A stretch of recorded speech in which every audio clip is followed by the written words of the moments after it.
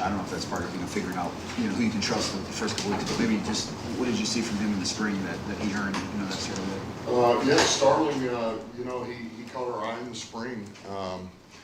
Just his movement skills. He's got some awareness about him. He's built the right way. And there's some things on special teams that are really intriguing, and so it's always, for us, that's kind of the starting point for us is if there's some intrigue special teams, and then you go to the next level of it, like, all right, now he's playing the position. So, we want to get a look at him,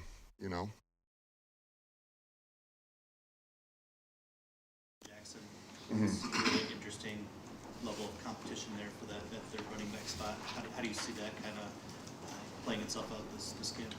Yeah, look, we're fired up to have him back. It's as you go through spring, and you make these moves, and you're looking at the roster, you go through off season, and we've kind of always kept in contact with him from afar. But once the dust clears and you kind of step back, it just made sense. He did a number of things for us last year. He's a good special teams player.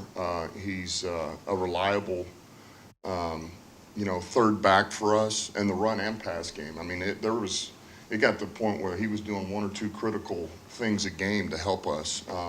And so it just made sense, both parties, his and ours. And so that's what he brings. He brings competition back, and really he brings what we feel like he's at least a number 3 back. And now, that's competition with Craig and Jefferson and those guys. So, we've talked about just making it more competitive in every room if we can, and it does that. Yesterday you talked about why you brought Mims to Detroit, but about how long do you think it'll take him to get acclimated, pick up the playbook, and kind of get comfortable in the system? Yeah, it's tough to say. It's always tough to say with new players. The good news is that he's not a rookie, so you'd like to believe that he's got basic concepts of NFL pass game, in particular, some of those things down. We're probably, we'll start him out at one position right now and kind of let him get a feel of that before we start moving him. But there again, it's early, and we'll see. I wish I could give you a better answer than that, but we'll see how it goes here. One of those competitive positions is linebackers. Mm-hmm. You look at Jack Campbell and what he's coming in with, being a high pick.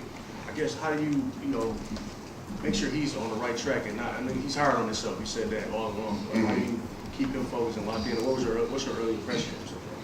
Yeah, I don't think keeping him locked in is going to be an issue. Because he's kind of wired that way. To that point, he is. He's, he can kind of self-diagnose pretty quickly, and anything he doesn't know, he's not going to make that mistake again. That's a great trait to have. That's how you develop quickly. But I would just say this. There again, it is early, but from spring to even yesterday, he just slowly improves. And I mean that in a good way. He just steadily gets a little bit better, picks something else up, a little more level of awareness, and that's good. And then, like we said with Barnes has made big jumps. Here we go. He's year 3, and he continues to just get better. And then Alex, as steady as he's been, and it's a good room. And then getting Germ back, we go out there in 7-on-7, Germ gets a pick, ricochets. He's a ball guy, he's like a magnet. So it's good to have him back, and with special teams. Pittman, another guy, he's been steady for us, does a lot of jobs. It's a good group. It's a real good group. I like it. There's a lot of competition. Malcolm adding that? And what is he? And Malcolm as well. Yeah, Malcolm as well. I wasn't trying to leave him out for sure. Malcolm, I'm only bringing that up because he really didn't go through spring with us. But he's back. He's healthy. He's getting his reps, and I've said this before. The nature of that room and the competition that's in there, and knowing the players. I wouldn't be shocked if Rodriguez is starting game 1. That wouldn't shock me. It wouldn't shock me if Barnes does. It wouldn't shock me if the pup does. It wouldn't shock me if Alex is. It's a good room. So we'll let them duke it out. And the good news is they're all competitive. They don't sulk. They don't worry about it. They just go to work. Kind of came on the scene out of nowhere to a lot of people last year, this time of year. Yeah. So how does he, where's the next growth? Yeah, I think he can always, where he can really grow and improve is in the coverage aspect. That'll be next level for him a little bit. And he's been improving. He improved last year during the season, but that'll always be just kind of the next step to it. And then, just always taking care of his body, always staying on top. I know he does, but, the durability and the health and, just always, being conscious of it. But it's a good room. You guys signed Nate Sudfeld so late last year. It was kind of right before the regular season, and then you were off and running into the games. I'm just curious your confidence level at that backup spot now with Nate having an entire offseason, played pretty well in the spring, and kind of continues that right into camp. Yeah, there again, to your point, we got him late. We like Nate though, and he really, just to be around him and watch him pick up the playbook, watch him on scout team last year. We never felt like if we needed him that it was going to be.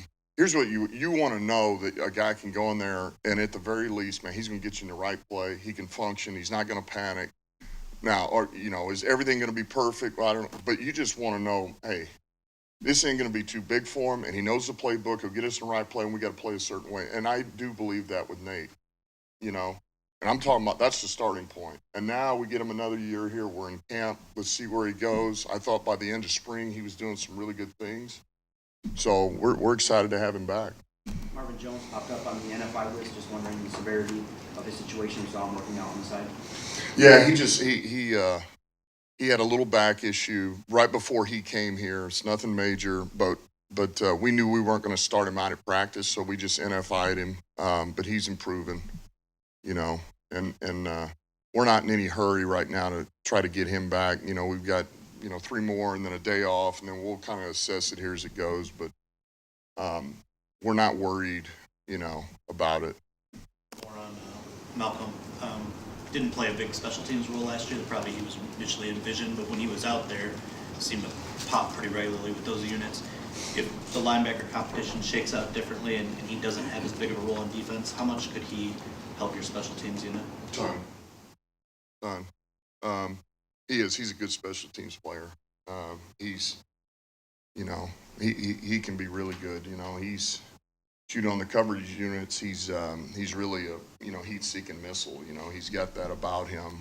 And he's instinctive, aware, and he goes. And he can do other things as well on the return unit. So, yeah, look, he's a pretty good player. And of course, we wanted him there, and we still used him on we still used him on punt team because he was that good for us.